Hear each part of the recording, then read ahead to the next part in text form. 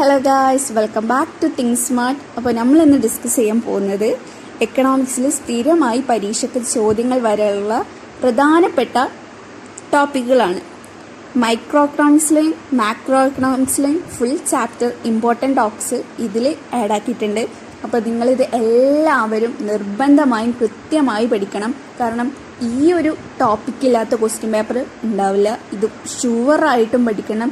കാരണം അത്രയും ഇമ്പോർട്ടൻ്റ് ആയിട്ടുള്ള ടോപ്പിക്കാണ് ഞാനിവിടെ ഡിസ്കസ് ചെയ്യുന്നത്. എല്ലാ വർഷവും സ്ഥിരമായിട്ട് ചോദിക്കുന്ന കുറച്ച് ടോപ്പിക്ക്. So let's start.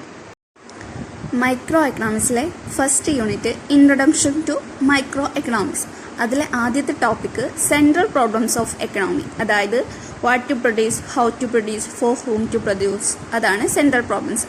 അതിനുശേഷം പഠിക്കേണ്ടതാണ് മൈക്രോ എക്കണോമിക്സും മാക്രോ എക്കണോമിക്സും. അതിൻ്റെ ഡിഫറൻസ് എന്താണെന്നും പഠിച്ചു വെക്കുക. അതിനുശേഷം പഠിക്കേണ്ടതാണ് production possibility curve. Unit 2 theory of consumer behaviour. Budget line equation, അത് പ്രോബ്ലം ആണ് വരിക. അത് പ്രോബ്ലം പഠിച്ചു വെക്കുക. Properties of indifference curve, consumer equilibrium, optimal level of consumer, പിന്നെ substitute goods, complementary goods, normal goods, inferior goods, അത് എന്താണെന്നും അതിൻ്റെ എക്സാമ്പിൾസും പഠിച്ചു വെക്കാം. Degree of price elasticity demand problem, അത് ഇമ്പോർട്ടൻ്റ് ആണ്, അത് പഠിച്ചു വെക്കണം. Unit 3 production and cost. Short run and long run പഠിച്ചു വെക്കുക. പിന്നെ ലോ ഓഫ് വാരിയബിൾ പ്രൊപ്പോർഷൻ, അത് ഇമ്പോർട്ടൻ്റ് ആണ്, അതായത് ഷോർട്ട് റൺ പ്രൊഡക്ഷൻ ഫംഗ്ഷൻ. പിന്നെ cost, TFC, TVC, TEC, AFC, AVC, CAC, SMC, table and ഗ്രാഫായിട്ട് വരും. അത് സിമ്പിളാണ്, ഇമ്പോർട്ടൻ്റ് ക്വസ്റ്റ്യൻ ആണ്, ഷുവറായിട്ടും വരും, അത് പഠിക്കണം. പിന്നെ relationship between AC and MC, അതും വളരെ ഇമ്പോർട്ടൻ്റ് ആണ്, അതും പഠിക്കണം. Theory of A firm under perfect competition, features of perfect competition, 3 conditions of profit maximization and diagram, പിന്നെ TR, AR, MR, അത് ഇമ്പോർട്ടൻ്റ് ആണ്. പിന്നെ നോർമൽ പ്രോഫിറ്റ്, അബ്നോർമൽ പ്രോഫിറ്റ്, പിന്നെ ബ്രേക്ക് ഈവൻ പോയിന്റും ഷട്ട് ഡൗൺ പോയിന്റും ഇടയ്ക്കിടയ്ക്ക് 2 മാർക്കിൻ്റെ ക്വസ്റ്റ്യൻസ് ആയിട്ട് ചോദിക്കേണ്ടത്, അത് ഇമ്പോർട്ടൻ്റ് ആണ്, അത് പഠിക്കണം. പിന്നെ ഡിറ്റർമൈൻസ് ഓഫ് സപ്ലൈ കർവ്, അതും ഇമ്പോർട്ടൻ്റ് ആണ്.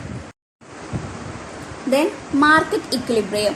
മാർക്കറ്റ് ഇക്വിലിബ്രിയം എക്സസ് ഡിമാൻഡും എക്സസ് സപ്ലൈ, അത് ഇടയ്ക്കിടയ്ക്ക് വരാറുള്ള ക്വസ്റ്റ്യൻ ആണ്, അത് നിങ്ങൾ ഉറപ്പായിട്ടും പഠിക്കണം. പിന്നെ പ്രൈസ് സീലിങ്ങും പ്രൈസ് ഫ്ലോറും, അത് നിർബന്ധമായിട്ടും വരും, ഞാൻ ഷുവർ തരാണ്. ആ ഒരു ക്വസ്റ്റ്യൻ പേപ്പറിൽ ഉറപ്പാണ് പ്രൈസ് സീലിങ്ങും പ്രൈസ് ഫ്ലോറും ഉണ്ടാവും, അത് നിങ്ങൾ പഠിക്കണം. പിന്നെ ഷിഫ്റ്റിംഗ് ഡിമാൻഡും സപ്ലൈ കർവ്, അത് ഡയഗ്രാം ആയിട്ടാണ് വരിക.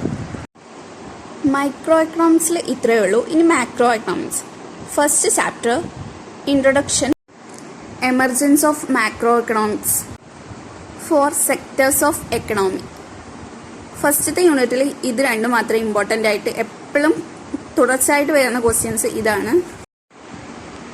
സെക്കൻഡ് യൂണിറ്റ് കുറച്ച് അധികം ഇമ്പോർട്ടൻ്റ് ആണ്, കാരണം അതിൽ ഒരുപാട് ഇമ്പോർട്ടൻ്റ് ടോപ്പിക്ക് സ്ഥിരമായിട്ട് വരുന്നുണ്ട്. ഫൈനൽ ഗുഡ്സും intermediate ഗുഡ്സും.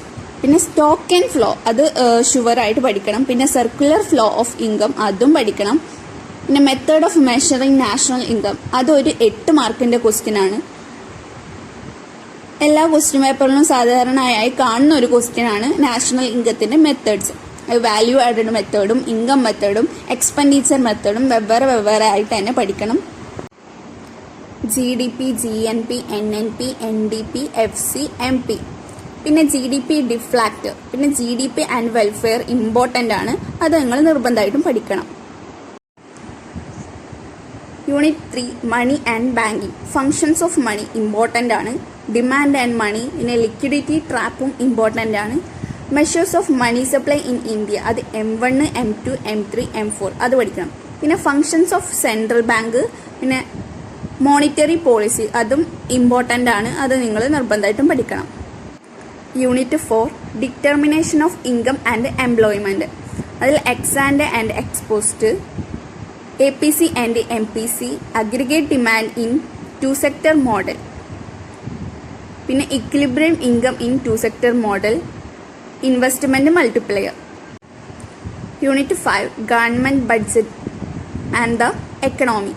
Objective of government budget, പിന്നെ components of government budget, types of government deficit and problem, അത് ഇമ്പോർട്ടൻ്റ് ആണ്. Tax multiplier and government expenditure multiplier. Unit 3 Open Economy, 3 linkages of open economy, balance of payment account, flexible exchange rate, അത് important ആണ് കേട്ടോ. Fixed and management floating exchange rate, devaluation, revaluation, appreciation and depreciation of currency.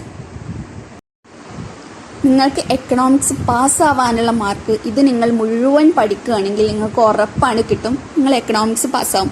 കാരണം എല്ലാ important ടോപ്പിക്കും ഞാൻ ഇതിൽ add ചെയ്തിട്ടുണ്ട്. ഇനി ചില കുട്ടികൾക്ക് ഈ ടോപ്പിക്കൊന്നും എന്താണ് എഴുതേണ്ടിയ ഒന്നും അറിയുന്നുണ്ടാവില്ല. അതുകൊണ്ട് തന്നെ മൈക്രോ എക്കണോമിക്സിൻ്റെയും മാക്രോ എക്കണോമിക്സിൻ്റെയും ഞാൻ ഈ വീഡിയോയിൽ പറഞ്ഞിട്ടുള്ള